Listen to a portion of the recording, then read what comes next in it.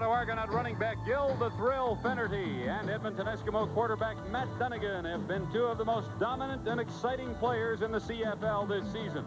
Dunnigan can still run and scramble, but has become a more effective passer. Finnerty's blocking, catching, and running have added a dimension to the Toronto offense. And they will both be on stage tonight at Exhibition Stadium on the Canadian Football Network.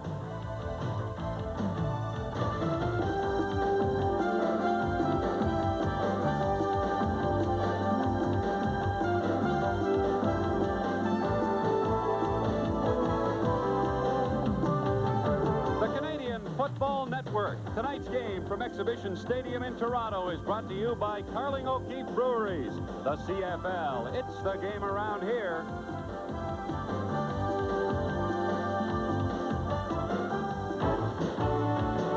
After going winless in their first 3 games, the Toronto Argonauts have won 3 games in a row, and they've used the passing of Gilbert Renfro. Big defensive plays from people like Rodney Harding and spectacular catches by Darrell Smith. Good evening, everybody. Welcome to our CFN telecast from windy Exhibition Stadium in Toronto. One of the Argos who's been responsible for the turnaround in the 3 straight wins is quarterback Gilbert Renfro. Gilbert, your thoughts on being an Argonaut now and having started 3 games in a row and won 3 games, you must feel pretty comfortable. Yes, I feel really good about it. I think that the 3 wins really helps my confidence after we lost 2 straight and tied 1. So it really was a big boost for me, especially being traded from Ottawa and hadn't had a chance to play yet. A big adjustment between the 2 systems? Not necessarily a really big adjustment. I think that Ottawa last year ran a similar offense to this one here, but I like the way they throw the ball downfield much more. You'll get quite a test tonight from this Edmonton defense. Yes, I think they've really gelled a lot in the last couple of weeks, and I think they've come in pretty high. They've won 2 straight, so I think it's going to be a really big test for us. Gilbert Renfro will start at quarterback tonight for the Toronto Argonauts. His counterpart will be Matt Dunnigan, and our Neil Lumsden is with Matt Dunnigan. Matt, what's the difference between you as a quarterback last year and this year? Well, 1 year's experience for one, and the other, I think, that adds to me being a better quarterback, if you say so, is our experience as a ball club and as an offensive unit. Those guys have another year's experience. Speaking of my receivers, offensive line, backs, and whatnot. And it's a team game, it's a team concept, and when they're doing their job, it makes it a lot easier on my job. You looking forward to throwing Brian Kelly into the record books tonight? Well, I'd like to see that happen, but that's not our main objective. Our main objective is to win the football game, but I certainly would like to be part of it. I've been a part of so many of his other touchdowns. I'd like to be a part of the 89th one as well. Have a good game tonight. Thanks a lot, Neil. Both the Eskimos and Argos have a chance to move into first place with a win tonight from Toronto. This is the Canadian Football Network.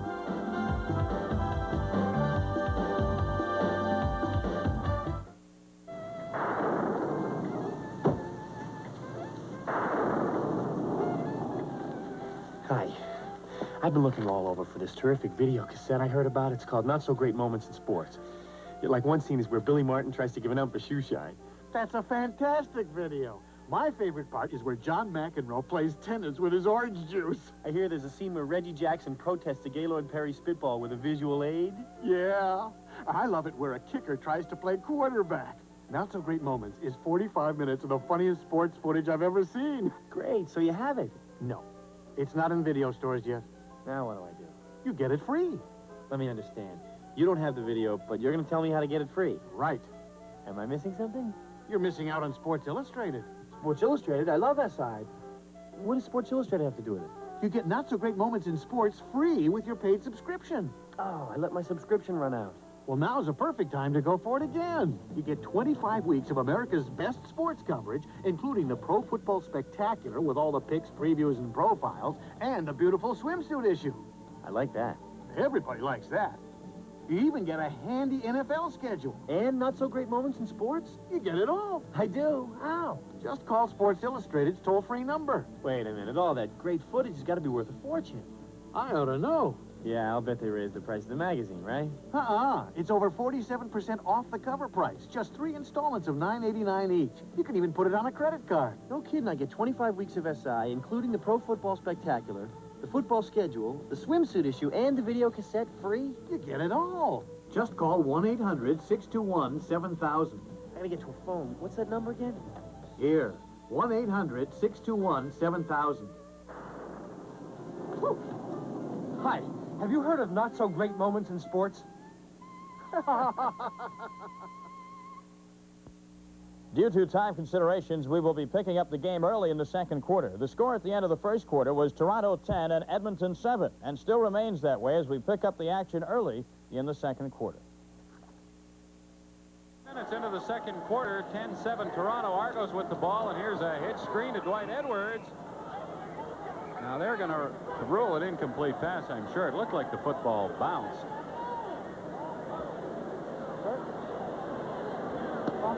Yes, it's second down. Jake Ireland calling it an incomplete pass. I'd say that's a great play if you're allowed to bounce the ball out there, but looks like he had some room, too. A routine one-hopper for Dwight Edwards.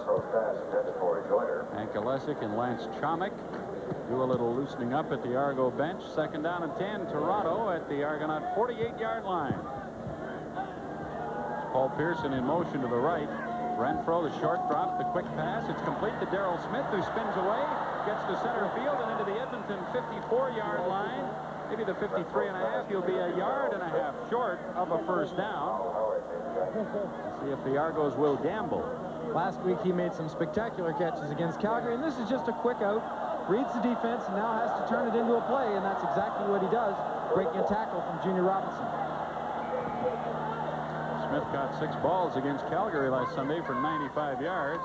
Argos are third down and nearly 2 yards to go, and they are going to go for it after some indecision.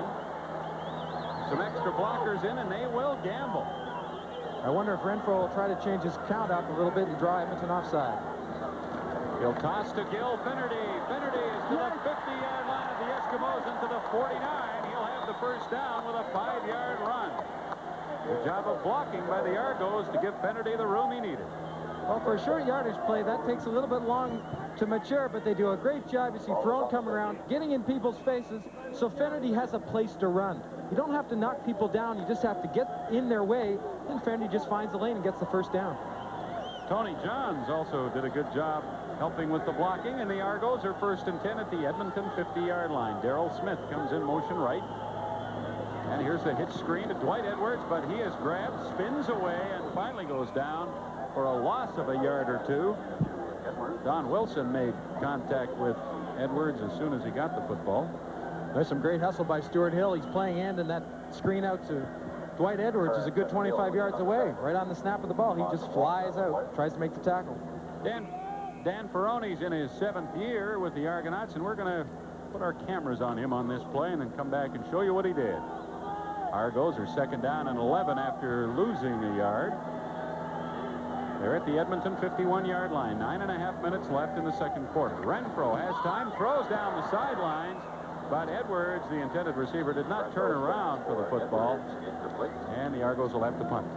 As an offensive lineman, you're going to see different fronts. The offensive line has to be coordinated and ready to read because the defense is going to come from different angles. Sometimes they have to pass off, and that's exactly what he does. He sees Dan Kearns come across his face and a blitzing linebacker. Does a great job of just sliding laterally with Danny Bass and pushing him out of the way of the quarterback. Dan Ferrone handling Danny Bass very nicely on that play, but it didn't help the Argos, and they're third down and 11 from the Edmonton 51, and Hank Olesic will kick into a light wind, and he hits a dandy. His best of the night. Gizmo Williams at the 1. Henry Williams to the 5, and then grabbed at the 6 or 7. Good coverage again by the Argos. We have 8 and 53 seconds remaining in the second quarter. Lovely, lively, striking, seductive, bold, brassy, adorable, assertive. They're Hollywood's leading ladies, and we got them all on American Movie Classics.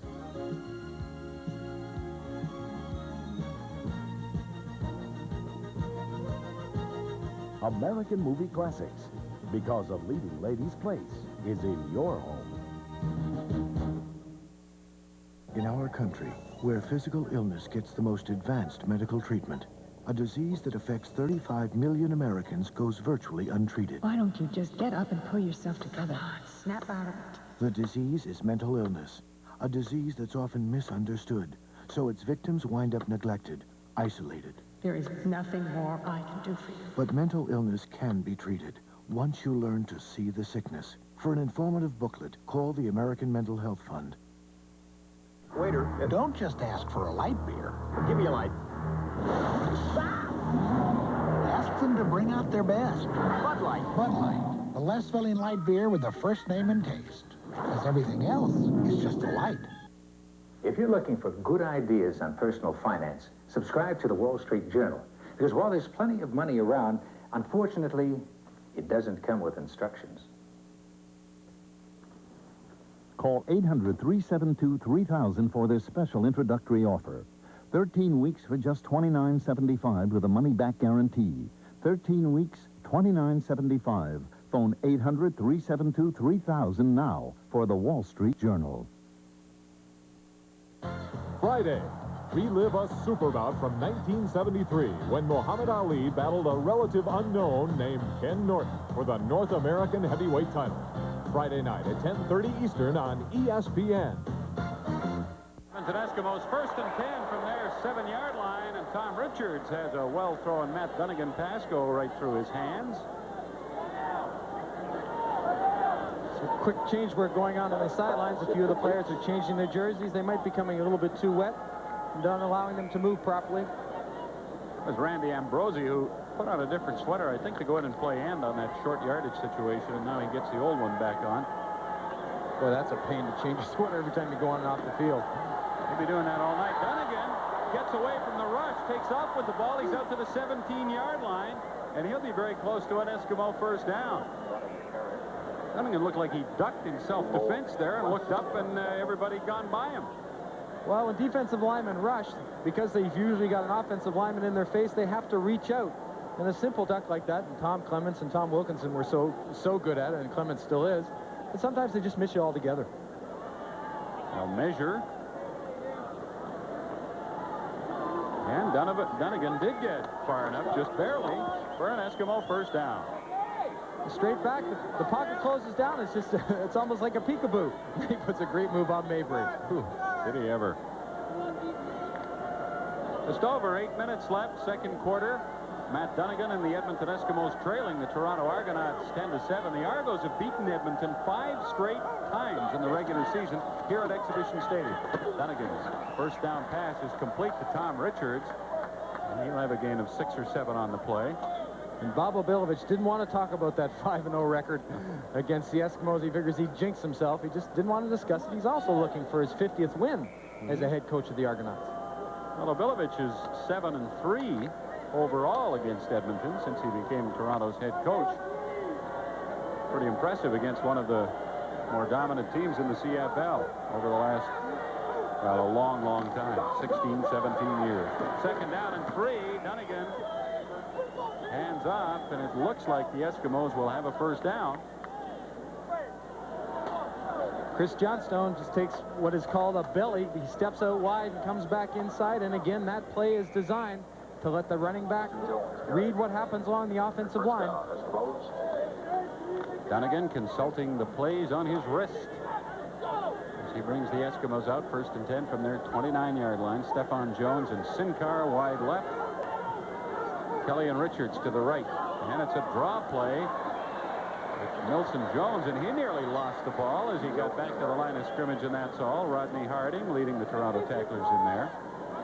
You do your best to keep your arms and your hands dry, but sometimes it's impossible, especially when you're on the field for more than 2 or 3 plays. And sometimes the harder you squeeze it, the more apt you are to fumble because it's so greasy. I'd have to say you fumbled over there just a little bit. It is. I didn't have enough stickum there. The field is very wet, and it's very humid. 2nd and 10, Eskimos. From their 29, there's a flag on the play as Dunnigan stands in the pocket and lays it over the middle for Brian Kelly, but he can't get to it at the 50-yard line. Complete. Flag is out.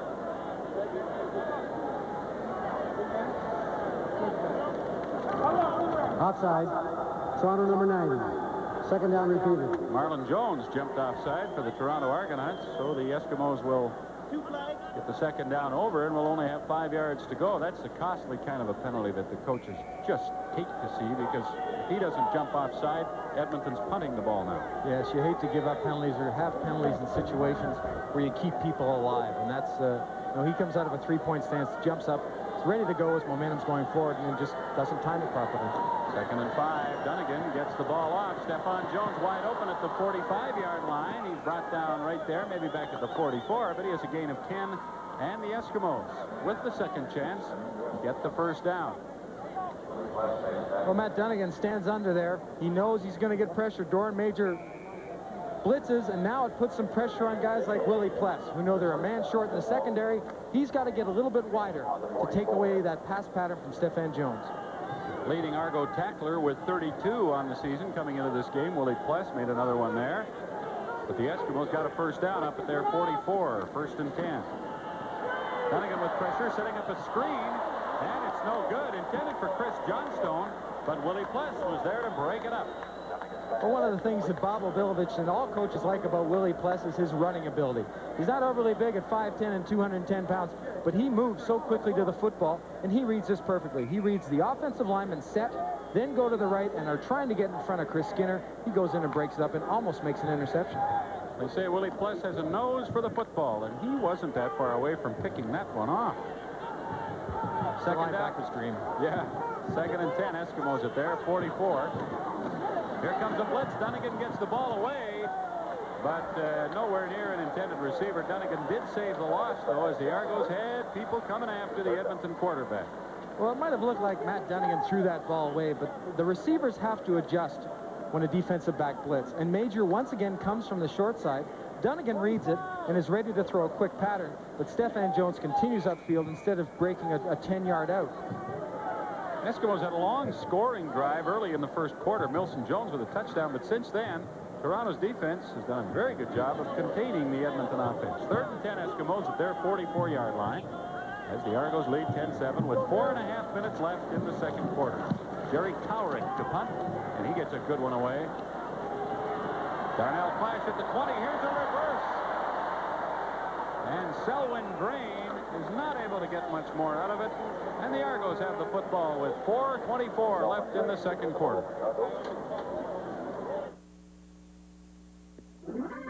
And welcome our next contestant from Cincinnati, Ohio, Mary Haney. Yes, you, Mary. This is your chance to enjoy a more colorful life by subscribing to TV Guide. Now let's show Mary what you'll get with TV Guide. To start, you'll receive complete listings for network, local, cable, and pay TV. You'll also get special features, movie reviews, a sports calendar, inside stories, and more. Okay, Mary, are you ready to go for it? Home audience, you too. Join Mary. Get TV Guide. Johnny? Call toll-free 1-800-228-3300 to get 30 weeks of TV Guide in your mailbox. 1-800-228-3300. Pay in 3 easy installments of just $5.75 each. Send no money. You'll be billed later. Call now. 1-800-228-3300. Congratulations, Mary. The subscription to TV Guide is yours. Hey, how are you? Sorry that I'm not at home. But when I get the message on my telephone, you'll be the first one on my list. Crazy Calls, a tape of 7 different songs and funny recordings for answering machines. I am very sorry that I'm not at home to take your call. Only $14.95. Give someone the gift of gab for their answering machine. What you've actually done is bought a one-way ticket to the answering machine zone. Nobody's home. Nobody's home. I'm glad you called, but I'm not home. But I'll be back before too long. Crazy Calls, a tape of 7 different songs and funny recordings for only $14.95. Wait for the beat. You gotta leave your name. You gotta leave your number. To order? Wait for the beat. Call 1-800-331-1900. Call 1-800-331-1900. Argos 1st and 10. Here's a pass complete to Johns at the 40. He's up to the 42 of Toronto. Gain of 12 or 13 yards. The Argos will have a first down. They lead 10-7 with 4 minutes, 10 seconds left in the first half. That last punt by Edmonton's Jerry Cowrick The clock we're using to time from the snap of the ball until it lands in the receiver's hands was 5.7 seconds. Now, we were told 6.5 was acceptable, 6.5 or longer, but he had good hang time on that one, and they got downfield very quickly, so 5.7 looked pretty good to me. Well, that's what they shoot for, but there hasn't been a hang time yet over 4 seconds, and they would like to see it around 4 or 5. Gil Fenerty carrying on first down and finding little room through the middle, a gain of 2 or 3. Jerry Cowrick in his second game as the Edmonton kicker. Asked about his punting last week against Saskatchewan, Fergelli said he did a good job for a young fella, having not kicked in a game. Punts average about 41 yards, but again, the thing he said was so impressive about him is he hung the ball up there well. Gilbert Renfro on the field before the game looked over and said, I know that kid. He was in Ottawa. Jerry Cowrick did have a tryout with Ottawa when Renfro was there, didn't make it. Second down and 7. Argos from there, 44. There's a flag as Renfro grows long, but Joyner had broken off his pattern. And the ball is incomplete. There is a flag on the play. 3:08, the time left in the first half.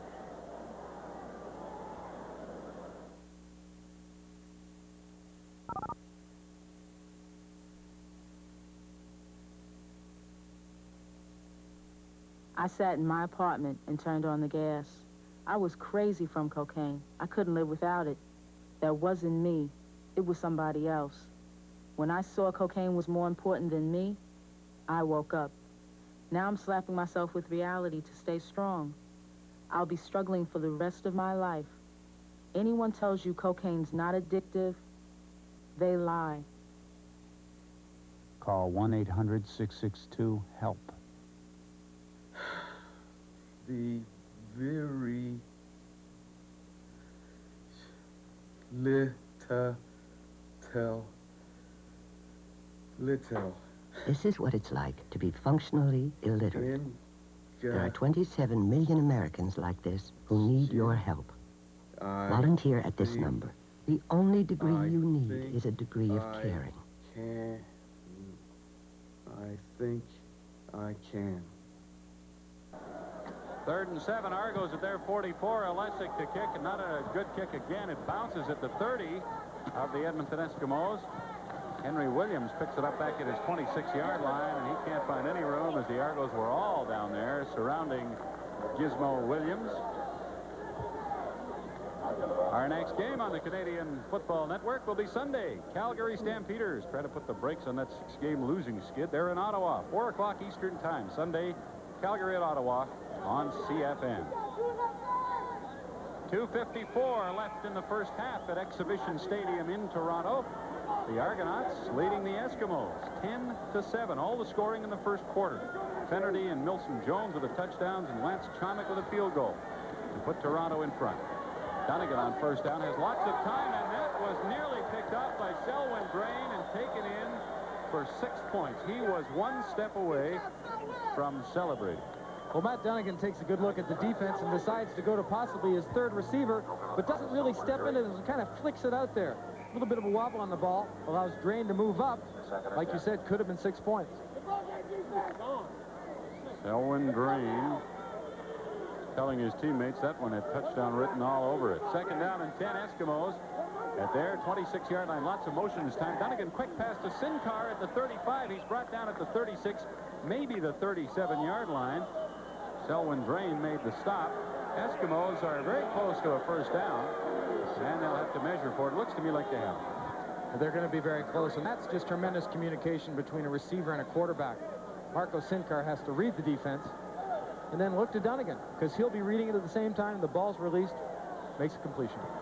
Eskimos with a 4-2 record coming into this game, tied with BC for first in the West, although the Lions have played one fewer game. They're at 4-1. It is first down Edmonton. So a win tonight would move the Eskimos into first place, and the Argos at 3-2-1 are just a point behind the 4-1 Winnipeg Blue Bombers in the East. So if they can win this game, they jump into first place. 2:36 left in the first half. The clock running as the Eskimos come out 1st and 10 at their 36.5-yard line. Jones and Sinkar wide left. The motion goes to the right this time, and that's the way Dunnigan goes. Rodney Harding giving chase. Dunnigan to the 40, and he steps out of bounds at the 40-yard line of the Edmonton Eskimos. Runs a long way to gain 3 yards. Tom Richards of the Edmonton Eskimos, and we're going to focus our cameras on him on the next play and then come back and show you what he did. Very deceptive runner, very powerful. Talking to Brian Kelly, who worked out with him in the offseason with the Alberta track team. The university team said he pulls away from people after 40 yards. He's so strong when he runs. Pretty good 5th-round draft pick out of the University of Alberta. Not very often you get a top-quality player that late in the CFL draft. Willie Pless is the injured Argo, and on that run by Dunnigan, he fell against the Argonaut bench and is shaken up. 2nd down and 7, Eskimos at their 40. Quick pass, it's complete. And the receiver, Tom Richards, is tackled immediately by Selwyn Green, and he's going to come up a yard and a half short of a 1st down. When Richards approaches the line of scrimmage, regardless if it's a passing play, he will have to read the defense and where the linebacker is. The linebacker goes to his outside. He will come inside. Now he's inside not only the linebacker, but the defensive back. Dunnigan reads it and hammers the ball in there. Selwyn Drain was 2nd on the Argos in tackles coming into this game with 28. The Eskimos come up almost 2 full yards short of a 1st down, so they are not going to gamble. With 2 minutes left, they'll kick on 3rd and 2, and again we'll time the ball from the snap until it lands in the receiver's hands. Jerry Cowrick receives a good snap and gets a very high kick away. Darnell Clash at the 24-yard line. 6.4. That's considered pretty good, and the hang time was just over 4 seconds, the hang time of the punt. So that was well done by the Eskimos. A good kick and good coverage downfield. All this talk about timing, you may wonder why. Well, it's the longer the ball's in the air and the sooner the ball can get back to the punter, the better chance the cover team has to get down and surround that punt returner. You want to limit punt returns to 1 or 2 yards maximum. Clock down to 1:47 left in the 1st half. Argos lead 10-7. They start from their 23-yard line. Darrell Smith in motion. Renfro throws complete to Pearson at the 30. Paul Pearson to the 35 and driven out of bounds very hard by Don Wilson at the 36-yard line, but it's a 12-yard gain for Pearson and an Argo 1st down. Take a look at Willie Pless, who was injured in that last play. Matt Dunnigan ran out of bounds. You hope it's not going to be that foot that he broke last year. You try to gear down there, and there it goes. Grabs the left leg. Could be a pull in the hamstring. That's the report we get on Willie Pless. You can see him grab for the back of his leg there. 1st and 10. Argos, their 36. Renfro gets it away with pressure, and it's complete to Darrell Smith up at the 45-yard line. Cliff Toney was all over Smith, but Renfro put it in there very nicely. Gilbert Renfro throws the ball with a lot of snap to it. He only has a very quick release. Strong arm. The ability to throw the football quickly, like you say, a lot of the power has to come from the shoulder and the elbow. Well, he has been impressive tonight and impressive since he joined the Argos from the Ottawa Upriders. 2nd down and about a foot. Argos handoff to Tony John's right side. He'll have the 1st down and get up near the 50 of Toronto with 1:20 left in the 1st half. Well, it's confirmed that Willie Pless has pulled that left hamstring, and that would be a tough loss for the Argonaut defense because of not only being a leader, but his great pursuit ability around the football. That'll force rookie Bruce Elliott into the game. He's the leading special team position. 1st and 10. Argos at their 49. Renfro is going to be, well, I thought he was going to be picked off. He threw that one right at Ronnie Howard, but Howard couldn't get down and get a handle on it. Renfro got away with one there. Well, Stuart Hill's getting closer and closer as the game progresses. He's now not only using his strength to take a shot at Schultz, but now he gets that arm and the power and quickness to get around that tackle. Stuart Hill, the leading sacker in the CFL with 12 coming into this game. He's been somewhat quiet. 2nd and 10 Argos at their 49. Here comes a blitz. Don Wilson. Renfro turns it the other way, and he can't get it off. He's sacked way back at the 30-yard line by defensive halfback Don Wilson, who blitzed on the play. That's a loss of 19 yards. Well, almost, you can see that Renfro comes back, escapes the first pressure, Now rolls out, can see Wilson, surprises that he sets up, he tries to set up and throw the football instead of continuing to run wide, trying to beat Stuart Hill to the outside. The Eskimos have wisely called a timeout with 59 seconds left in the first half. That will stop the clock, and the clock won't start until the ball is snapped for the Argo punt. Had they not called the timeout, the clock would have started going as soon as time was whistled in, and the Eskimos would have been deprived of about 18 or 20 seconds of time with the football. So they're looking to get a score and erase that 3-point deficit. The Argos leading it 10-7 with 59 seconds remaining in the first half.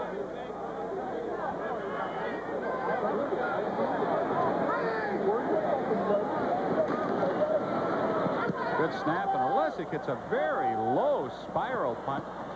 Henry Williams at the 40 to the 45 to the 50. There are flags down as the Gizmo may go. He's to the 30. He's brought down at the 25-yard line by Selwyn Drain, but there are flags back where Henry Williams punt the football. Well, if you don't get hang time on your punt, you don't allow the man to get downfield. Illegal block. Edmonton number 47. And if you can't get downfield, you can't get close enough to the returner. And this is the man right here you don't want to give any breathing room. Larry Ruck was called for an illegal block, wiping out that return by the Gizmo. That's a close call. Ruck has his head and shoulders in front of Drain. Gets a good block on him. Guess they figured it was just a little bit too much behind. Very close call. Well, that man wants to score every time he gets the ball kicked to him. There's no bones about it. He doesn't look for a good return. He looks for a touchdown. He's had a number of good returns wiped out by penalty, too. He's getting frustrated. 42-yard return is taken away. The Eskimos back at their 34-yard line with 42 seconds left in the half. Dunnigan puts it up long for Stephon Jones. Down at the 27, it's picked off by Reggie Pleasant. Reggie Pleasant with his 4th interception of the season, and this is only his 5th game with the Argos.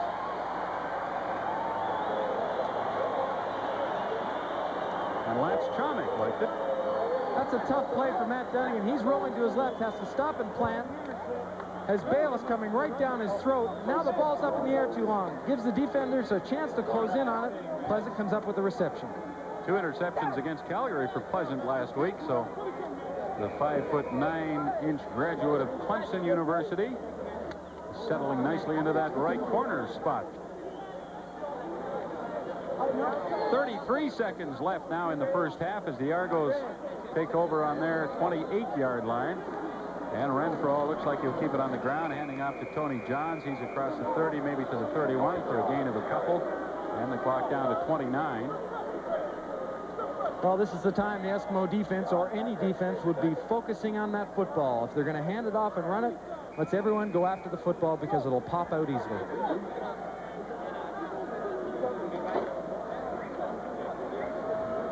Toronto Argonauts riding a 3-game winning streak.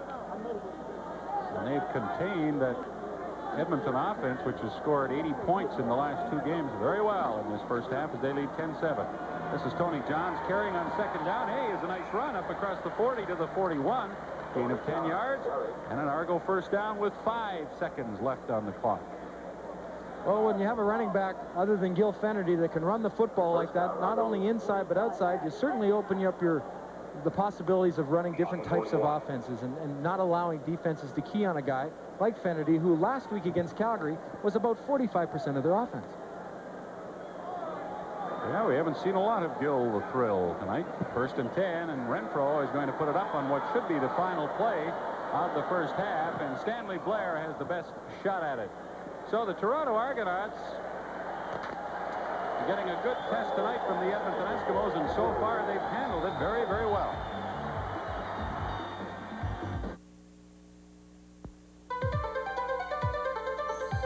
Today's world. It's elegant, sparkling evenings and spirited play. It's arriving in style in a way that sets you apart. And no matter where you're going or who you're going with, the one magazine that keeps pace with today's more exciting world is, of course, Playboy. Playboy, the magazine that offers more for the man who has more to offer. Playboy will surprise you, wow you, and keep you informed. It brings you the great authors and brilliant writing. And of course, nobody has a better eye for beauty than Playboy. Right now, Playboy even offers you something special. Terrific savings on a full year of Playboy. Now you can get 12 big, beautiful issues for only $19. That's 56% off the newsstand price. So if today's lifestyle is your lifestyle, make Playboy your magazine. Playboy offers more for the man who has more to offer. For credit card orders only, phone toll-free 1-800-248-6800 and get 12 issues of Playboy for only $19. That's 1-800-248-6800. So use your card and call today. Youth. A time to race with the wind. To run free. That's only a dream for some kids. But you can help them fight to make that dream come true. Every time you buy Budweiser and Bud Light this August, you help us make a contribution to the Muscular Dystrophy Association. So look for this display where you buy Bud and Bud Light. And remember, you really make it work. BC in Winnipeg. We'll play tomorrow night in Winnipeg, and that one will be interesting. Will be a battle. Yes, indeed. Our second half kickoff by Jerry Cowrick. Jake Vaughn has it at the 30 of the Argos, and he's up to the 38, maybe the 39-yard line. Kearns and Dermott leading the tacklers downfield. Leo Cahill, the general manager of the Argos, is going to join us in the booth in just a little while. I'm sure some changes have been made in the second half in the dressing room. The quarterbacks have been talking to the coaches. Defenses make adjustments as the game go on, and the offenses also have to adjust. Gilbert Renfro played the entire first half. And he will start the second from the Argo 39-yard line. Joyner and Finnerty split wide left. Renfro drops the pass, and he won't get it out. Stu Hill came through that. There's Warren, pardon me, 38, not 36. Brian Warren. Somebody forgot to pick him up. The backside blitz. Brian Warren in his second game as the Eskimo comes in free, gets a clean shot at the quarterback, and if your quarterback's sacked, that's fine, but you never want to give anyone a clean shot at your quarterback because that's when the injuries happen. Plays like that where the ball often comes out. I'm surprised Renfro was able to hang on to it, but he was. Brian Warren playing just his second game in the CFL. Second down and 17. Argos back at their 31-yard line. Renfro has some time, pumps it over the middle, but Pearson can't get it. Up at the 47-48, Don Wilson on the coverage. And very quickly, Toronto will have to kick the ball away. Well, Renfro had to get rid of the ball a little bit early, and he paid for it on his back. Dan Ferroni is shaken up. Willie Pless has returned, pulled his hamstring in the first half. We'll know very quickly whether or not he's going to come back in the game once Edmonton gets the ball. And Dan Ferroni back in the lineup after missing a number of games because of a pulled hamstring. Hamstrings seem to be the problem this year, and Bob Obilovich can't afford to lose Pless and Ferroni. Now, if the Argos win tonight, it's the 50th win of Obilovich's head coaching career in the CFL. And he said to us, that's not really a big deal. He said, when I get to 100, I'll get excited. Feet and legs get tangled. So many people go down in the pile. It's not hard to get a leg cut and get it twisted. That's exactly what happened. As Freddie Dunbar, the Argo trainer, escorts him off. Third down and 17. Argos from their 31. Hank Alesic. What wind there is at Exhibition Stadium, it's not very strong. Favors the Argos in this third quarter, and Alesic pounds one down to the 21-yard line. There's the time elapsed from the snap of the ball till Henry Williams caught it, and the Gizmos on the move again. And he's to the 40. There are no flags. This return will stand, and the Argos' plan to kick the ball away from Henry Gizmo Williams has been a dismal failure. Well, Mr. Excitement, we've said that when he gets the football, he just doesn't want a good return. He wants to score. And now he's trying to reach a wall that the Eskimos are going to create for him down the sidelines. As you should see a lot of the backs of jerseys of the Argos. Now he just turns downfield, and he not only gets free on his own, but he breaks tackles, too. 55-yard return by Henry Williams, who had a 14.5-yard punt return average. Coming into this game, he's up that a little bit. Dunnigan on first down, throws down the sideline, but no good. Intended for Stephon Jones. He got all wrapped up with the defender over there and didn't get in position to catch the ball.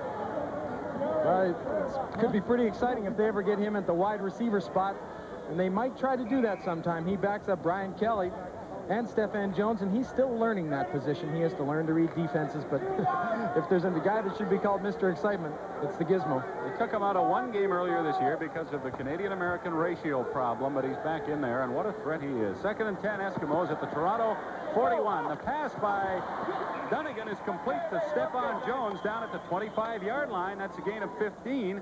And an Eskimo first down. Well, you have to respect Stephan Jones not only as a pass receiver, but because of his speed. He's got tremendous speed. He just goes down and curls up. He finds an open area in between the zone, catches the football. They're doing what they did in the first quarter, just taking little bits and pieces. Yeah, that's right. First down, Eskimos on the 25. 10-7, the Argos lead. But the Eskimos are at the Toronto 25 with a 1st and 10. Dunnigan wants a quick pass, no good. Intended for Chris Skinner, who was wrapped up on the play and really didn't have a chance to get to the football. Well, they call that a hot or a quick throw pattern. Skinner's going to release inside, and Jim Iliopoulos, who normally plays defensive end, they like to drop him back occasionally to mix up the look on defense. He does that and tackles Chris Skinner as the ball goes by, let's say. I thought he tackled him just a little bit. Dunnigan, excellent numbers, but unable to produce a score since the 4-minute mark of the first quarter. 2nd and 10, and Dunnigan goes down for a loss of 7 or 8. Iliopoulos was one of the Argonauts. Jim Iliopoulos playing his 2nd game at defensive end. Gerald Bayless was there as well. And they sacked Dunnigan, and we'll see Jerry Cowrick in the Edmonton field goal. Well, here's a classic example of somebody who's just going to keep coming and keep coming. He's pretty well blocked by Leo Blanchard.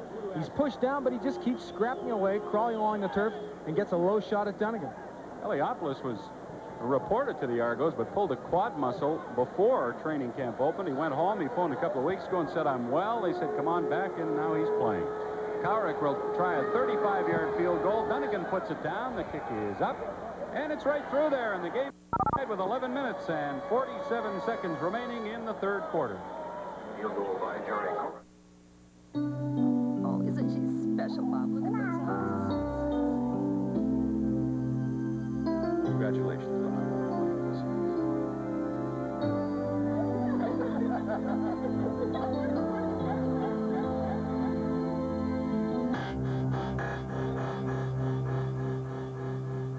You've got a lot on the line. Don't blow it with cocaine. This message brought to you by the Washington State Medical Association. The greatest Hollywood stars. The greatest Hollywood movies. That's what you get on American Movie Classics. It's the one cable channel that brings you only Hollywood's best. In prime time, without commercials. 50 great years of Hollywood on one great channel. American Movie Classics.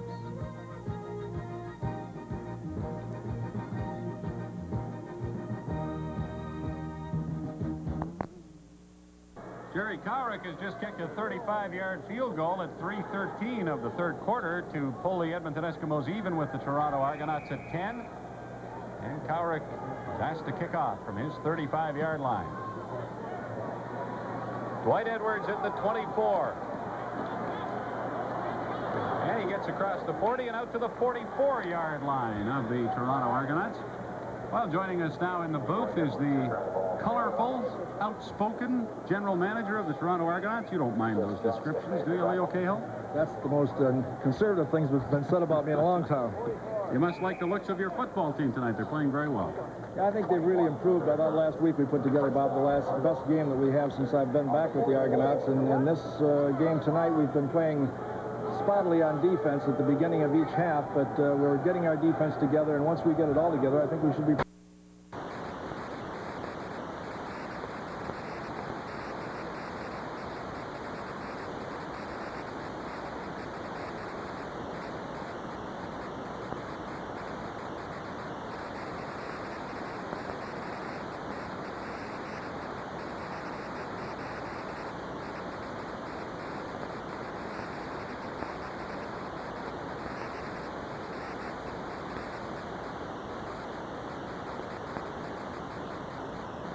Tell us how that came about. Yeah, I had followed his career and knew that he I'm watching the game as I'm talking. I followed his career, and I knew that he had gone, he was a 7th-round draft choice of New Orleans. That's his hometown, and he was very put off because he thought he'd be a 1st or 2nd-round draft choice. Had a serious head injury, and because they drafted him that low, he decided to go to Europe and get away from everything and play a little football over there and test his head. And we got him when he came back, and he's the kind of a kid that likes to travel and likes new experiences, and he really loves Toronto. I think we're going to be able to keep him. Have you lost the desire to coach? Only on game days. Have you lost the desire to do color commentary? Yes, I've lost that desire. I was talking to Neil about it before. There's too much travel. Leo, thanks very much. We wish you well in the season ahead, and thanks for joining us. Okay, nice seeing you guys. Leo Cahill, the general manager of the Toronto Argonauts, and as Leo Cahill leaves our booth, Gil Finnerty fumbles the football. Well, when the Edmonton Eskimos recover. Well, when you move around like that, when it's a lot of traffic in that area, you got to make sure the ball's tucked away. And he's not a fumbler, but that one popped out. Just as we were talking about Gil the Thrill, he turns it over. And the Eskimos take over at the Toronto 50-yard line. 10-10 the score. Matt Dunnigan under pressure, and he won't get away from Rodney Harding. Back at the 50, Dunnigan will lose 10. Hey, Rodney Harding showed some great quickness and ability there. 6'2" and 250 pounds. It's not easy to catch up to Matt Dunnigan. He drops straight back, and he kind of hesitates there because he's looking for a quick read, then gets flushed out quickly. He's taken down. He takes quite a jarring, and I'm not sure if it's something that's in the face area, but the doctors are looking closely at him. Well, he landed very hard on his back and on the back of his head. It looks like the kind of deal, Neil, where you get winded, but now he's reached back to his leg, so there may be a muscle pull. Damon Allen warms up. And he will go in at least for one play once Dunnigan is able to get off the field. Well, it must have been serious because Dr. Cherry on the right there comes out and examines him early, and that would be a big blow to the Eskimos if they lose Matt Dunnigan.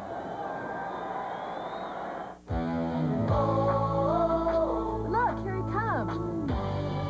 There's a super party animal. His name is Spud McKenzie. Spud McKenzie. A real hot night and a cold Bud Light puts him in a party frenzy.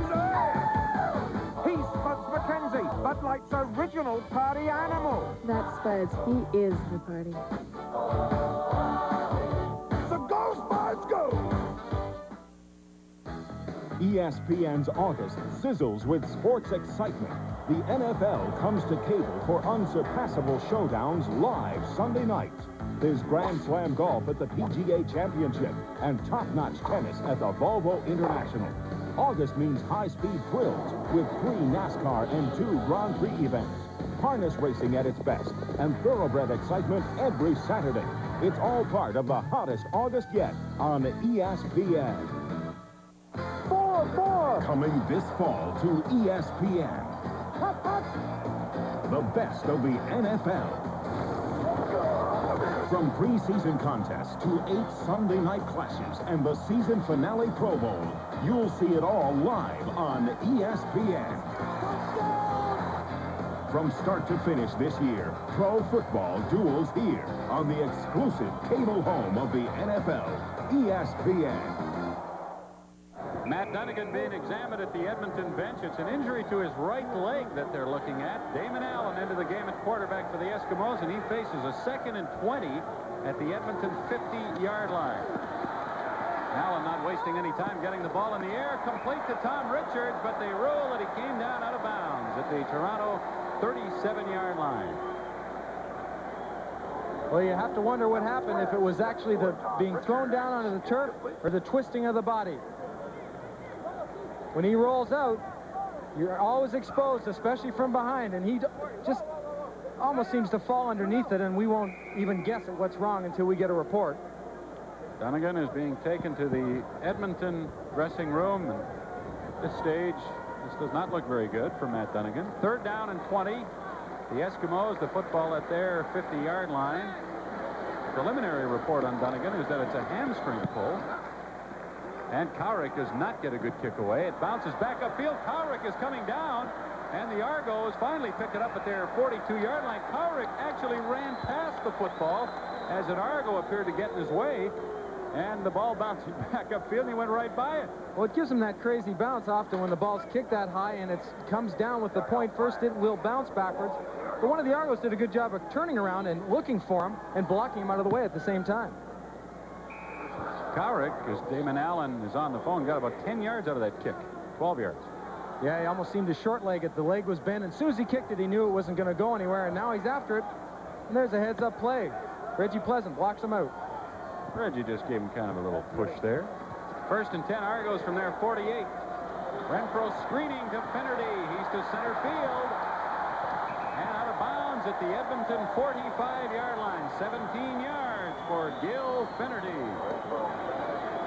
And you have a back of this quality, and with his ability to run the football, if you can get him the football when no one's around him like a screen pass, it's a bonus, and that's what he is. He's wide open here.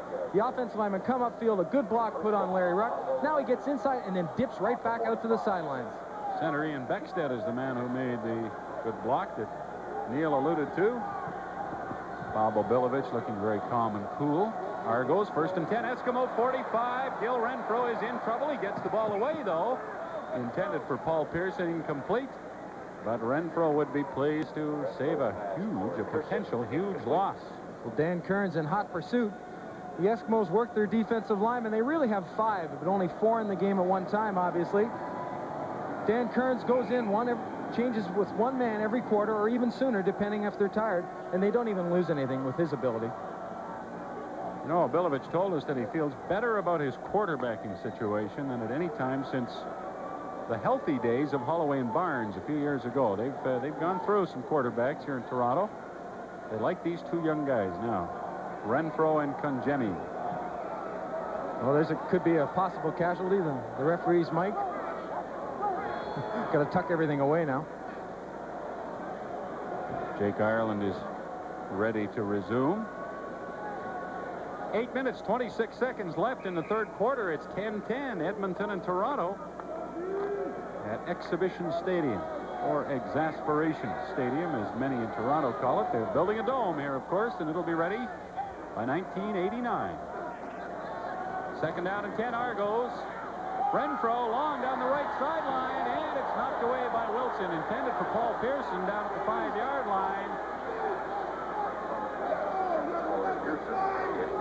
Well, if Bob Obilovich had a flag in his pocket, I think he would have thrown it right there because he believes Stanley Blair interfered. That looks like good defense. They haven't tested Stanley Blair. Most other teams go at him early. He's to the outside. I think he just does a good job of taking the inside away and staying in front of the man. Well, again, the defensive back has a right to go after the football, and it looked okay to me. Once again, keep in mind that objectivity is not a long suit of coaches in situations like this. 52-yard field goal effort by Lance Chomick. A little wind behind him, and it hit the upright. And it bounced wide. Lance Chomick can't believe his misfortune. But believe it or not, that's what happened, Lance. Well, they know as soon as he hit the ball, he hit it awfully well. Sometimes tape doesn't fix everything, especially when you're dealing with a microphone. The hands of a surgeon right there. We're working on Jake Ireland's microphone. Lance Chomick knows as soon as he hits the ball, he's hit it well. Good rotation, and now he's just sort of move a little bit. Get in there. The body English, it doesn't work on the golf course or on the football field. So the Eskimos with a dead ball take over at their 25-yard line, and Damon Allen is heading upfield. He's across the 35. Marlon Jones grabbed him around the ankle, or Allen would have gained a lot more. Lance Chomick in his 3rd year with the Argos out of the University of Toronto. All-Canadian, place kicker in the CFL last year. Well, Obilovich said Ilisic and Chomick have a unique situation and a unique relationship on the sidelines. One or both of them chart special teams plays, or give them something to do, keep them involved in the game. They're always talking about it, and they're aware of what's going on in the field.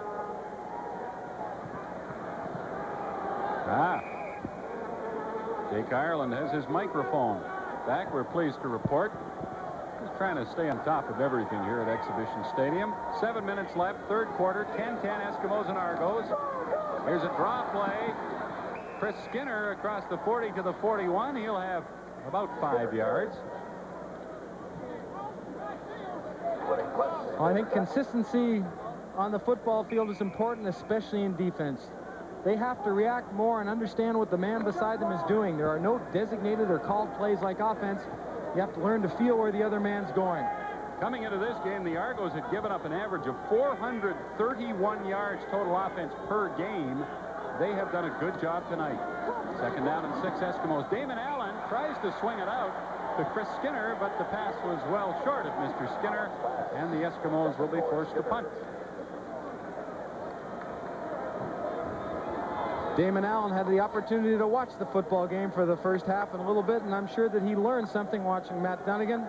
But now he's got to go in and execute, and it's not easy coming off the bench, having sat around for a quarter and a half. Jerry Cowrick got a very poor punt away last time. We'll time it again from the snap of the ball until it lands in the receiver's hands, if it lands in the receiver's hands. Third down and 5, Eskimos, the ball at their 41, 10-10 the score. Good snap. Cowrick has time. He gets a high kick away. Darnell Flash at the 32-yard line. Had trouble handling it. He's going to swing wide right. That's the kind of hang time they're looking for. Hang time and snap time. And Flash, after a long run, is stopped at the 20-yard line of the Argos. 5 minutes, 53 seconds left in the third quarter. I saw there was an image behind drinking and people that drank that they looked older and sophisticated. I was 11 when I lost my virginity to a guy who was 17. I was drunk. Sometimes I'd sleep in the woods. If I didn't sleep in the woods, I slept on the corner. If I didn't sleep on the corner, I slept at someone's house who I didn't even know. Hey, yo, alcohol is a drug, and you can get hooked on it. And the younger you start, the more damage you can do. If you want to be somebody, have a family, have a future, just say no. Say no and say yes to your life. Suicide is the third leading cause of death among young people. 2/3 of our children use an illegal drug by the time they finish 3 high in school. 10 teenage girls become pregnant at least once. When you send him out on his own, will he have the strength to beat these odds? Even though you try to give him everything, your child needs the values and sense of self religion offers. Your church or synagogue can help, because you haven't given them everything. And just take a look. Who'd ever believe I could turn out tapes like this with my own home video system, including these great special effects? How do I do it? Video Magazine shows me how. How to upgrade my TV by adding on stereo, special effects, picture-in-picture, and other exciting digital techniques without ditching my present equipment and without spending a bundle. Videos, tests, and guides present comparisons of new products, impartial information you just can't get from store salesmen, plus insightful reviews of the newest releases on tapes and discs. All this and more in video. Plus, free with your paid subscription, Video's easy-to-use Pro Color Analyzer that lets you adjust TV color like a pro. Now, here's a great money-saving offer. Get 12 big issues of video for less than half the newsstand price, just $9.97. Call 1-800-544-1000. Plus, receive Video's Pro Color Analyzer. Call now, 1-800-544-1000. That's 1-800-544-1000. Irving and Neil Lumsden at Exhibition Stadium in Toronto. 10-10, 5:49 to go in the third quarter. Argonauts take over after an Edmonton punt on their 28-yard line. And the pass for Pearson, incomplete. Pearson not able to hang on to a bit of a bullet by Gilbert Renfro. Joe Farragelli was saying yesterday that the quarterbacks that aren't in the game, and you take a look at Tracy Ham right there and Damon Allen just behind him with the helmet, call plays on the sideline as the game goes on. He feels it's important for especially the maturity of a Tracy Ham, and it keeps Damon Allen in the game, keeps him active. Second and 10. Argos at their 28. Lots of time for Renfro. Gets it away over the middle and over the head of intended receiver Darrell Smith up at the 45. Smith looking for a flag, and Renfro looking to get out from under a pile. Stu Hill made him pay for the throw. Well, Stuart Hill is working hard on that tackle. That time he was over Chris Schultz. He's giving him all the moves he got. Schultz is doing a good job of stepping back, keeping the feet wide, and not letting him go around him. Ian Beckstead, the center for the Toronto Argonauts. He's the center, but he does not do the third down long snapping. That's done by rookie Bruce Elliott. Third and 10. Argos at their 28-yard line.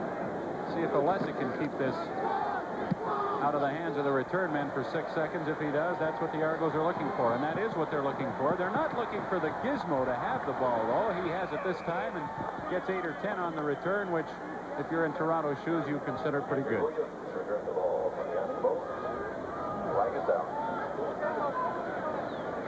There was, however, a penalty flag, and we'll do a check on Jake Ireland's mic here right away.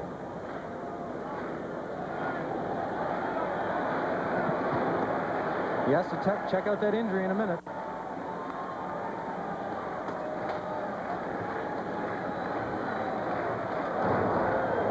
Illegal block. Edmonton number 45. First down. Hey, they did some good fix-it work on that microphone. What have you got there, Neil Lumsden? An example of what John Mandrich wears. He's got a shield underneath his helmet made of impact-resistant plastic. It goes underneath to protect the eyes. It's very flexible. A lot of players are starting to wear it, both the clouded and the clear. Damon Allen tucks it under after being back in the pocket, and he's out to the 35-yard line, but he fumbled the ball, and the Argos have recovered.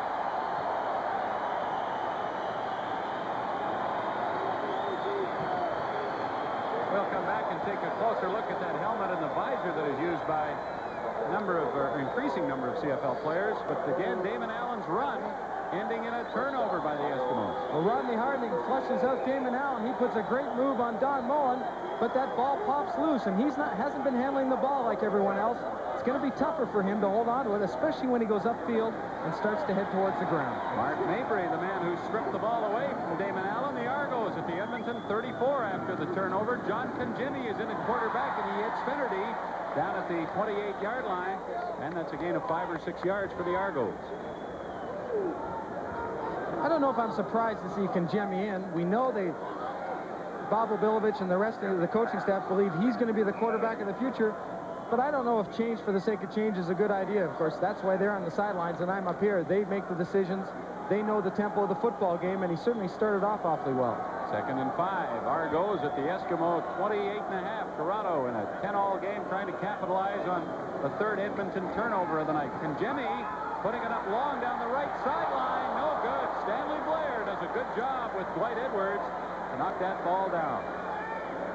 As we said, John Mandrich wears this visor. Underneath, it's attached. Little fasteners like this, almost like you'd use on a garbage bag. Very flexible.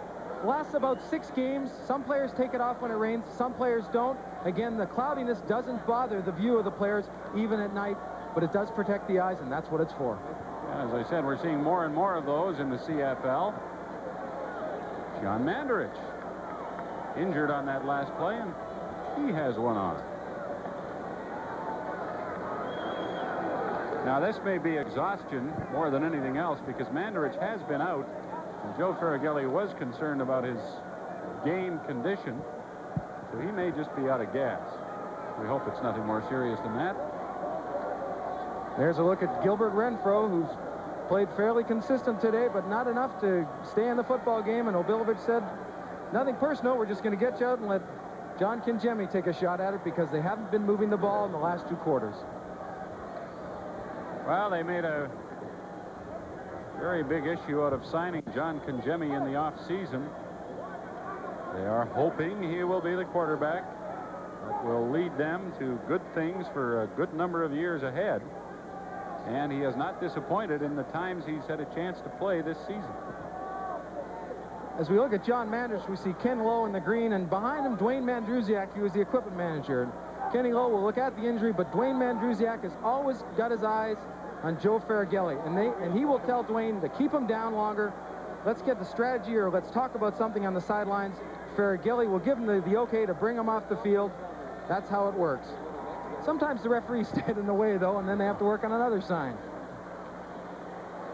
Well, he may have been favoring his right arm a bit as he came off. Joe Ferraghelli became a grandfather for the 4th time just the other day. His 4th grandson. No granddaughters. He says he's offering a bonus for the 1st granddaughter. Lance Chomik is on 3rd down and 5 to try a Toronto field goal from the 36-yard line of the Eskimos that would put the Argos back in front.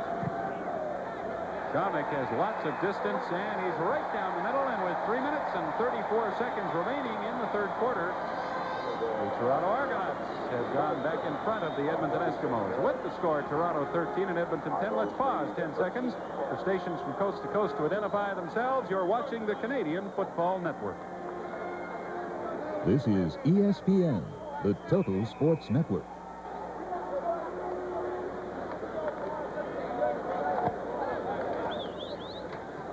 First down, Eskimos. Well, the Argos and Eskimos have a recent history of very close games. John Mandarich being examined at the Edmonton bench, and Chris Skinner with the football running around the left side, and he bowled somebody over there on the far side of the field as he gained 7 or 8 yards. Chris Skinner at full speed is not easy to stop. No, he certainly isn't. Both running backs have great size. Skinner's 5'11", 215 pounds. And if you can get him around the corner and he drops that shoulder, he can punish some defensive backs.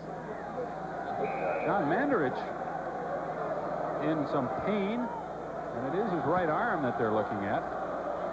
Saying that these teams have played very close games over the years. 4 of the last 5 regular season games they've played have been decided by 6 points or less. Second down and a couple. Eskimos. The handoff to Milson Jones. He finds a big hole and is down to the Toronto 50-yard line. Safety Rick Ryan brought him down. Well, that short yardage, everyone's up on the line of scrimmage. The only people back off the line are a couple of defensive backs, and Milson Jones makes a quick cut upfield, and then there's only 1 or 2 people to beat. If it wasn't for Rick Ryan, Milson Jones might have scored in that play.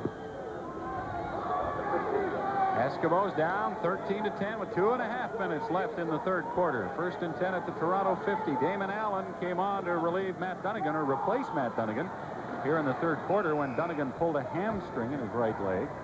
Jones carrying on first down, and he gains 5 or 6. Willie Pless made the tackle. Pless pulled a hamstring in the first half and went out of the game, but he has returned.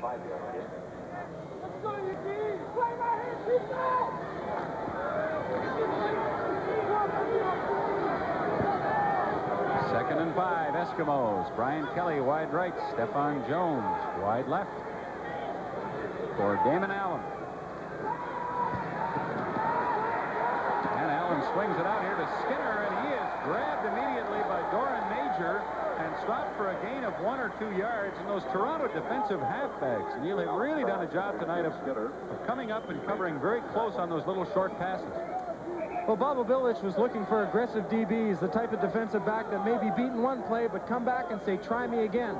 And not only being aggressive on the pass, but they have to be able to close on the run. Boy, that's tight coverage. And John Mandarich, it's been diagnosed that he has a hyperextended elbow. I don't know if they can do much to it, a very painful injury. As you can see, Mandarich's a very tough individual, but I don't know if they try to tape it up and send him back in. Jerry Cowrick will punt on 3rd down and 3 from the Argo 43-yard line. But that clock gets past 6 seconds. And Cowrick will have done the job the Eskimos want him to do. He gets a good snap and gets a poor kick away that goes out of bounds around the Toronto 20-yard line, maybe as far up as the 25. Wind seems to have picked up a little bit, and it favors the Argos in this third quarter, and Cowrick has had a tough time with it. Well, on a punter's face to kicking into the wind, he's got to make sure that it's got enough momentum to get itself and then turn over. And turn over, I mean by the nose goes up and then starts to head down with the nose. If the stomach of the ball stays up, the wind can then push it back and it makes it flutter. The ball doesn't go very far. That's exactly what happened on that play. John Congemi from the University of Pittsburgh. He is the 2nd all-time leading passer in Pitt history, and he has the Argos 1st and 10 of their 23-yard line. And it's a screen, but the Edmonton Eskimos had that one figured out, and Congemi could only get rid of the football and save the loss, and that's what he did. Well, that's a safe play.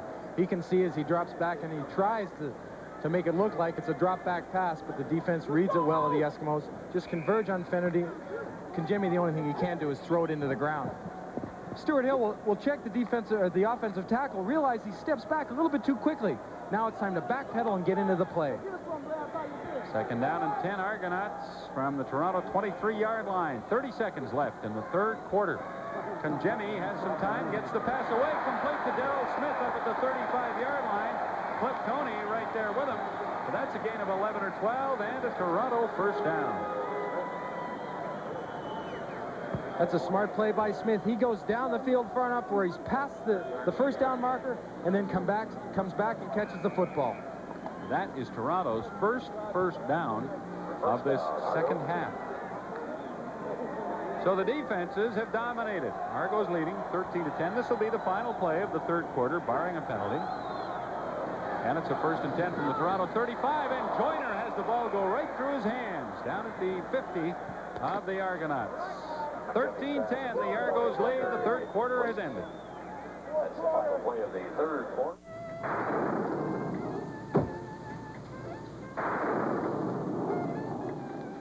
Hi. I've been looking all over for this terrific video cassette I heard about. It's called Not So Great Moments in Sports. Like one scene is where Billy Martin tries to give an ump a shoe shine. That's a fantastic video. My favorite part is where John McEnroe plays tennis with his orange juice. I hear there's a scene where Reggie Jackson protests a Gaylord Perry spitball with a visual aid. Yeah. I love it where a kicker tries to play quarterback. Not So Great Moments is 45 minutes of the funniest sports footage I've ever seen. Great, so you have it. No. It's not in video stores yet. Now what do I do? You get it free. Let me understand. You don't have the video, but you're going to tell me how to get it free. Right. Am I missing something? You're missing out on Sports Illustrated. Sports Illustrated? I love SI. What does Sports Illustrated have to do with it? You get Not So Great Moments in Sports free with your paid subscription. Oh, I let my subscription run out. Well, now's a perfect time to go for it again. You get 25 weeks of America's best sports coverage, including the Pro Football Spectacular with all the picks, previews, and profiles, and the beautiful swimsuit issue. I like that. Everybody likes that. You even get a handy NFL schedule. And Not So Great Moments in Sports? You get it all. I do? How? Just call Sports Illustrated's toll-free number. Wait a minute. All that great footage has got to be worth a fortune.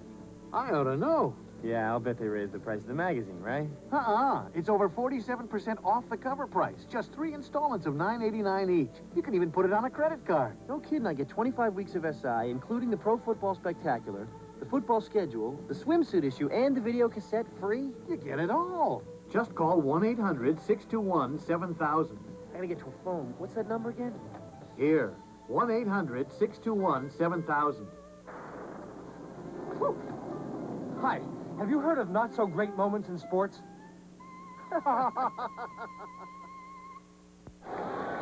Fourth quarter begins with the Argos 2nd and 10 from their 35. Dwight Edwards with the football, and he's knocked out of bounds at the 52 of Toronto, but not before he gains 17 yards and an Argonaut first down. Dwight Edwards has become a more disciplined receiver this year, according to Bob Obilovich. He has to come down. There's a specific point that he has to make his cut on. But again, what he does there to make it easy on the quarterback, he cuts on the line of scrimmage where the marker is and then comes back to the football. Makes it easy on the quarterback when he does that. Stanley Blair was playing way off Edwards that time. 1st and 10 Argos at their 52-yard line. John Congemi throws over the middle, and it's complete to Smith at the Edmonton 47-yard line. That will be another Toronto Argonaut first down. It's interesting, having talked to both head coaches yesterday, the Argos like and will continue to call plays for their quarterbacks. They feel that it helps the young quarterbacks out, takes some pressure off them, where the Eskimos, for Matt Dunnigan and Damon Allen, rather have them into the football game. They feel they can call their plays out on the field. They're into the game a little bit better, have a better feel for the game. Argonauts with 250 yards of total offense. We have just begun the fourth quarter. Here's the toss to Gil Fennerty. He has not been able to break it away tonight. Fennerty stopped that time for a gain of a yard or two. 13-10. Argonauts leading Edmonton. Dan Kearns, he will play the rest of the game, we presume, if John Mandarich is unable to come back after hyperextending his elbow. Dwight Edwards, wide right. Ken Joyner splits left on 2nd and 8. Argos at the Eskimo 44. Toronto working into the wind in the fourth quarter. Congemi is throwing long. Smith is wide open. He has it at the 5. He's down at the 1. There are flags on the play. There are flags, and Stuart Hill has signaled holding against the Toronto Argonauts.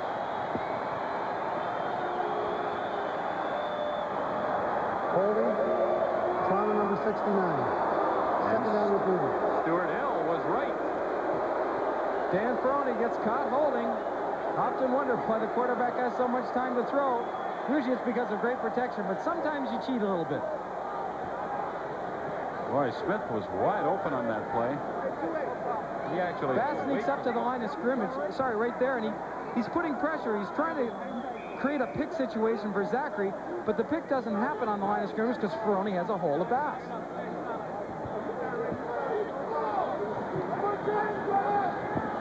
The Argos lose a rather large play to penalty. They'll have second down over and 18 yards to go from center field. Kangemi in the pocket. Gets the ball away, looking for Smith again.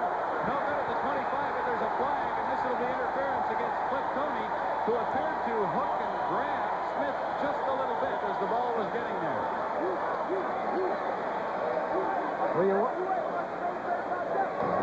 Forward pass interference. Edmonton number 6. First down. That's a tough call. Kangemi rolls a little bit right and then looks back immediately as Smith in a one-on-one situation. Almost looked like Cliff Tony knew he's beat. He had to catch up a bit and maybe a hand on the hip, and that's what he was called for. The referee was right in the spot. Another one of those very close ones. Did not impede with Smith very much, but he was called. And the Argonauts have the ball on the 25-yard line of the Edmonton Eskimos, 1st and 10. Kangemi will swing it out to Gil Finnerty, and he will go nowhere. Stu Hill grabbed him back at the 30-yard line. That'll be a 5-yard loss. Well, impressed by the way the Argos are reading certain plays that the Argonauts, or the Eskimos are reading certain plays that the Argos are throwing at them. That's twice we've seen Stuart Hill come off the ball, read what's happening in the backfield, and pursue. Stuart Hill having a tremendous season. 12 sacks coming into this game. He had only 17 all of last year. Second down and 15. Argos at the Edmonton 30. Big rush. Kangemi gets it away, and Dwight Edwards has it. Down at the 12-yard line of the Edmonton Eskimos. John Kangemi does a very, very nice job of seeing that blitz and getting the ball away quickly. He certainly does, and he throws the ball in exactly the right spot. Dwight Edwards knows that Don Wilson, the halfback there, has blitzed, so that lane is open. Gets inside of Stanley Blair, makes an easy catch, but the adjustment by Edwards and the read by Kangemi is what makes that play go. Dwight Edwards, 33 years of age in his 10th CFL season. With a key catch, and the Argos are 1st and 10 at the Eskimo 13. Toronto leading by 3 points. Kangemi, the hit screen. This is Joyner with the football. He's inside the 10, down to the 9. A gain of 4. Well, they've run that play 3 times tonight, every time to Dwight Edwards, and now they've flipped sides. They've let Ken Joyner take a shot at it. Oftentimes, if you read keys defensively, you figure if they're going to start to rotate to Dwight Edwards, as far as the defense goes, we'll go to the other side with it. Joyner had caught 24 passes for over 400 yards coming into this game, but he has been held in check. Second down and 6. Argos, the Edmonton 9. Kangemi, great pressure. Danny Bass has him and drops him at the 12-yard line. So the Argos are going to have to settle for a Lance Chomick field goal try. Once again, the defensive teams toughen up. And they've been doing that all night long, or most of the night anyway. Well, it's a semi-roll. He gets great pressure by Zachary, and Danny Bass kind of plays the middle. He floats. He does nothing but read the quarterback. The quarterback throws the ball. He turns to pursue. If he doesn't and tries to run, Bass closes in. John Kangemi is shaken up on the play. The pressure from Zachary ruins the play initially. Bass comes in and swings him down. In the process of swinging him down, there's nothing harder to hit than the AstroTurf. That head just whiplashes and pops on the turf. That's exactly what I was going to say, the whiplash effect. And Kangemi, of course, did have a couple of fractured vertebrae in the back of his neck earlier from a James Curry hit. And Bob Obilovich concerned that that isn't the problem again. Well, the AstroTurf, Matt Dunnigan was hurt earlier on in the game, and it looked almost harmless, like how could he pull a hamstring? But the AstroTurf, being as hard as it is, can hurt you on impact. And when Matt Dunnigan was swung around, for example, and landed on his rear end, that impact could cause a pull. So, you know, you've really got to be careful on this turf. The surface is so hard. Gilbert Renfro heating up to go back in and quarterback the Argos. As John Kangemi remains on the turf at Exhibition Stadium, and they're really taking a close look at the young Toronto quarterback. Well, he's getting up very carefully. His first game back last week against Calgary, he wore a smaller neck roll that you might have seen offensive linemen wear to protect that neck. Tonight he's not wearing it. Obviously, he was confident that the neck was 100%. Might have helped in that play.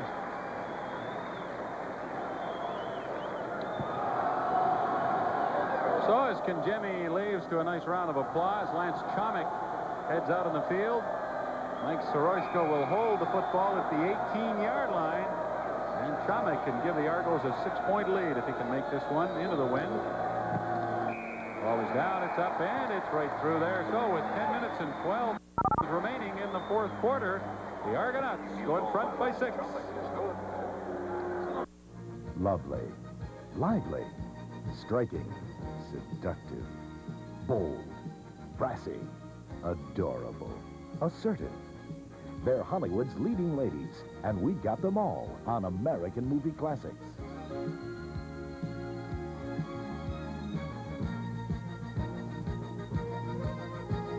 American Movie Classics, because a leading lady's place is in your home.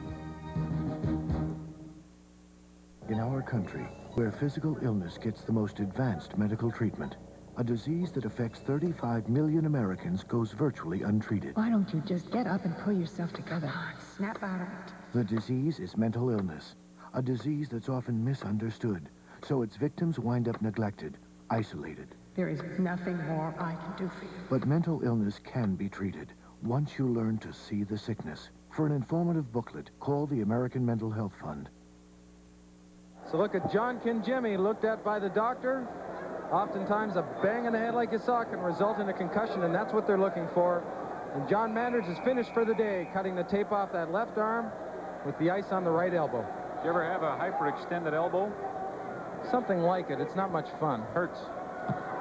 Here's Chomick's kickoff. And Stefan Jones has it for the Edmonton Eskimos, and he's knocked out of bounds at the Edmonton 42 or 43. 10:07 left, fourth quarter. Argos leading the Eskimos 16-10. And these teams have played some terrific games over the last 4 or 5 years. Almost all of them very, very close and going right down to the end. And it looks as though we may have another one. Well, they have been going at each other at a pretty good pace tonight. Lots of good hitting, and Damon Allen now should maybe go back to what was successful in the first quarter for Matt Dunnigan and early in the second half. Picking away at the defense. Let's take what they give us. Eskimos have been averaging 420 yards in total offense per game, and they've been held below 300 tonight. That's quite a tribute to the Toronto defense, who once again do a very good job. Don Moen and Marlon Jones on Marco Sinkar as the Eskimos tried to set up a screen to slot back Sinkar.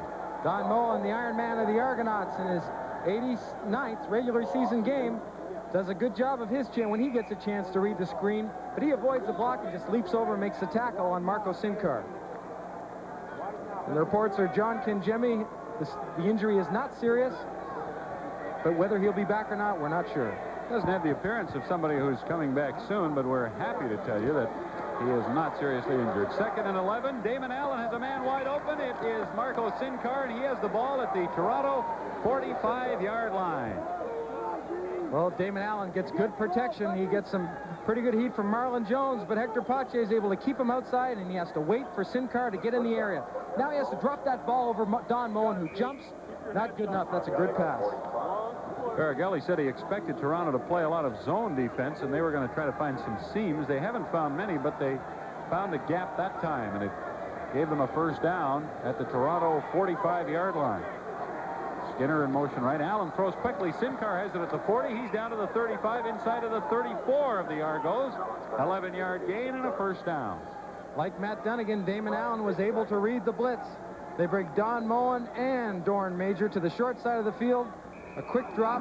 Damon Allen reads it and gets it out to Marco Sinkar. And again, tremendous communication.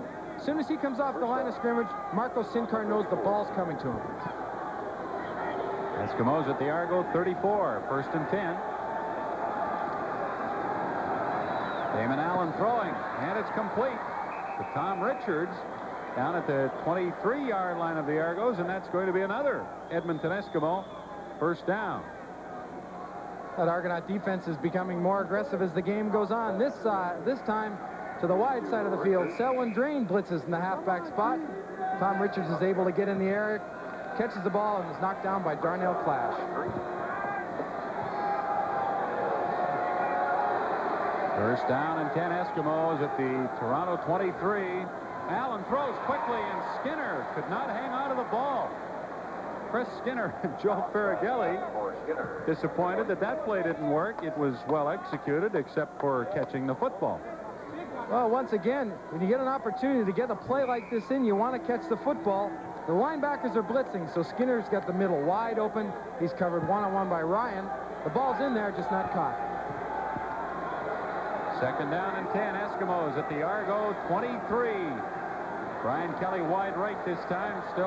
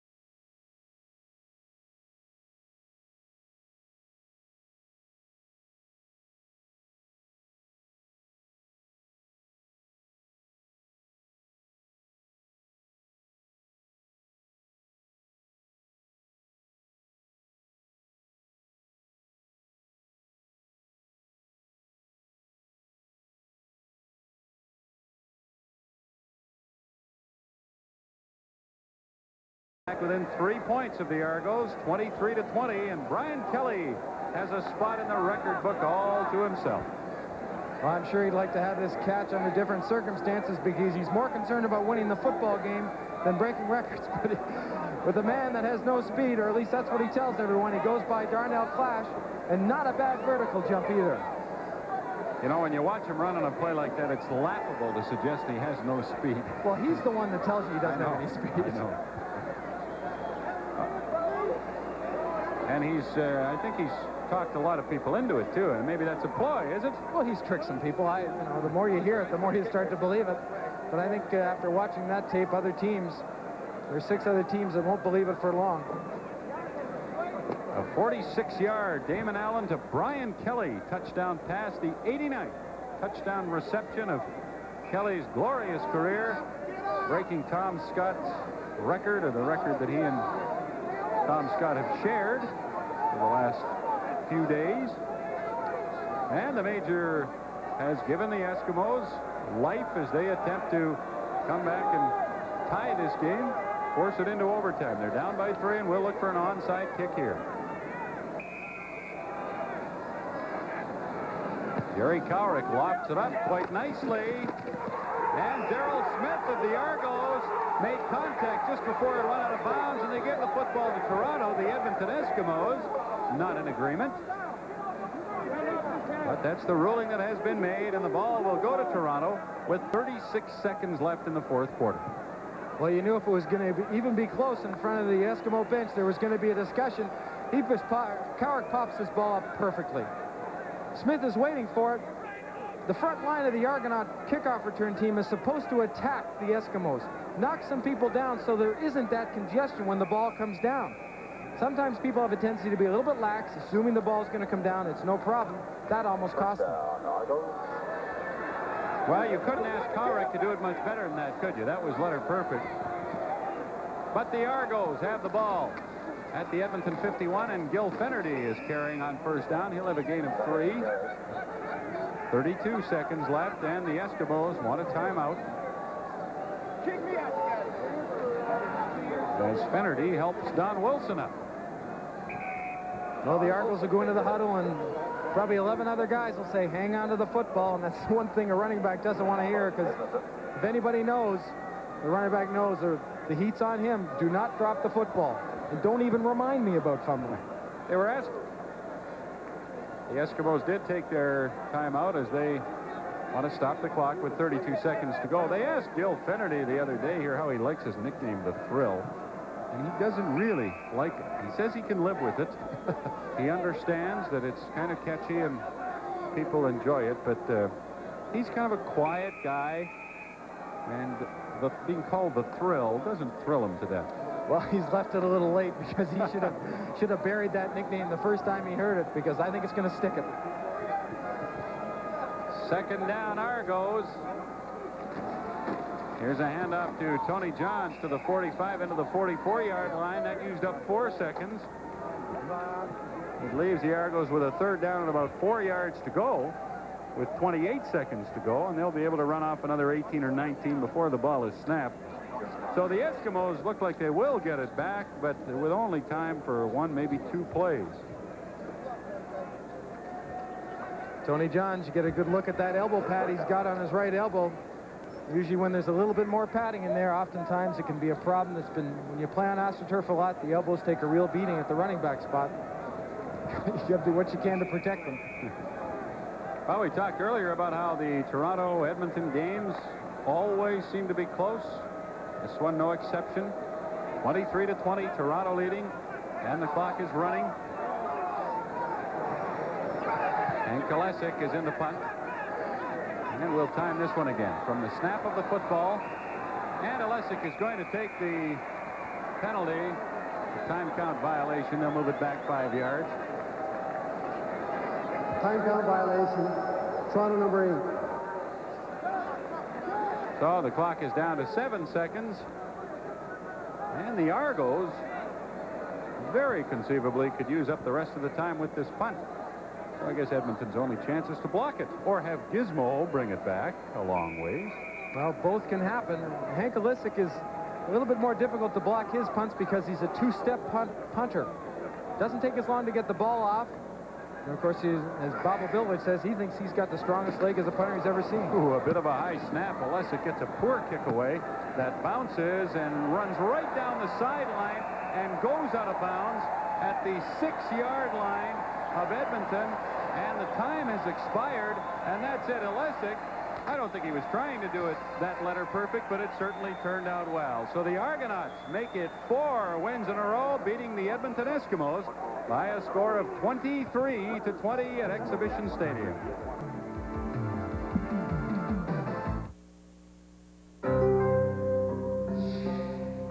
United can show you the old Hawaii where time takes a rest, and you can become yourself again. So come become Hawaii with the airline. Late in the ball game, 7th inning. Bottom of the 7th, in fact, 5-3 Astros. Nolan Ryan strikes out pinch hitter Perry Spillman, Ryan's 10th strikeout of the game. But he was replaced by Juan Augusto, facing Chili Davis. The double play is not turned. In fact, it's botched. That brings up Joel Youngblood. He grounds it to short. Craig Reynolds can't handle it. Runners on first and second. Augusto is now taken out. In comes Larry Anderson, trying to hold on to this lead, facing Kevin Mitchell, and he sends it screaming out of the park. A 3-run shot, and all of a sudden, the Giants are on top, 6-5. But in the top of the 9th, it's time for the Astros to strike back. Davey Lopes ties the game at 6. A little bleeder that gets through, scores Jose Cruz. We're headed to extra innings. In fact, we go to the bottom of the 11th. Rob Thompson on second. Mitchell does it with a grounder. Biancalana's throw is way off mark. In comes the Rob Thompson run, and that does it. San Francisco takes it 7. President Elsie. A dramatic touchdown off a fumble recovery made the difference at BC Place Stadium this evening. The BC Lions down the Toronto Argonauts 30-23, thus ending Toronto's 4-game winning streak and breaking the Leos' 2-game losing record in the process. Well, set up by a great kickoff return by Dwight Edwards. The Argos scoring their first possession. Finished off by a Gail Renfro to Ken Joyner touchdown, 7-0. On the ensuing kickoff, the Lions get a big return. Mel Bird brings the ball back 65 yards. Finally brought down to the Toronto 35. BC, great field position, and they put it in. A couple of plays after Ray Krause had made some great receptions. He puts it in the end zone, game tied, and Krause in the lineup because of injuries to John Henry White and Anthony Parker. Defensive lineman Greg Stuman has been a pleasant surprise for the Lions this year. James Parker's replacement gets Renfro for a loss, which helped set up a field goal, 10-7. On 3rd and 1 inside the BC 5, Kevin Cummings, subbing for Gil Finnerty, gets the first down. And then on the very next play, Renfro keeps the ball. The Argos have a 17-10 lead in the first half. Set up by an interception, Krause scores his second TD on the night, and the Lions tie the game at 17 late in the first half. Lions get a big break early in the 3rd. Hank Alyssa can't handle the high snap. Keith Gooch recovers the fumble on the botched punt attempt, gets into the end zone. The Lions take the lead 24-17. Turnovers have killed the Argonauts tonight. John Kajemi picked off in the 4th quarter by Gooch with Toronto driving. Gooch a big return. He takes it all the way back to the Toronto 35. It led to a field goal, 27-20 at that point, and the BC Lions have beaten the Toronto Argonauts. Final score, 30-23. And a great football game. There were 2 exhibition games in the National Football League, meanwhile, as the Kansas City Chiefs defeated Houston 32-20, and the Los Angeles Rams over the Seattle Seahawks 23-14. Early games in the NFL. Vinny mobility that makes him, he's 6'4", and got the great arm and the great touch, but this mobility of his. Now, in the NFL, they called him down. They said it was a sack, but still, it's that ability to scramble, to get open and find the receiver that makes him so tough. He got off to a bit of a rough start. 4th quarter, here, tip ball picked off Emmanuel King for a touchdown for the Bengals, who led 31-10. But then Testaverde moved his team right back downfield, next possession, and then over the middle to Ron Hall. They called this a touchdown, barely. Hall caught it and stepped into the end zone. Testaverde led him to another touchdown, and then with time running down, Big Ben left. Vinny stepped up at midfield and fired a bullet to Bobby Bankston for a touchdown, but a missed extra point on the touchdown previous cost the Buccaneers as they lost by a point, 31-30, but nonetheless, Testaverde completed 16 of 28 for 232 yards, 3 touchdowns. Jammed on the 5th, trying to extend that hitting streak. But when you're in a groove like Molitor's, they have a knack for falling in. Although Lee Lacey, Ripken, and Murray couldn't get to it, and Molitor's hitting streak was extended to 30 games, Lacey did gun him down at second base. And Dundee Bar, always looking for something to occupy his time. And here, getting Dave Dravecki to miss the squeeze, but still Garner misses the relay, and Jose Uribe will score anyhow. It was that kind of afternoon for the Dodgers as San Francisco built a 5-0 lead, and Dave Dravecki did the rest. Strikes out Pedro Guerrero to end the game in high fashion. A 4-hitter, and only one Dodger got past second base as San Francisco pulls into a first-place tie. Of the Rough Riders in Regina today as the two last-place teams in the East and West divisions met. It's been a rough ride, certainly, for both teams so far this season. Midway through the first quarter, Western Riders take the lead for the first time. Tom Burgess to Ray Elgard, 15-yard strike, 10-3 Saskatchewan. With the home team on top, 13-6 in the second quarter. Ottawa ties it up. Todd Dillon to Gerald Alphen, 7 yards, 13-13 at the half. Game tied at 16 Saskatchewan.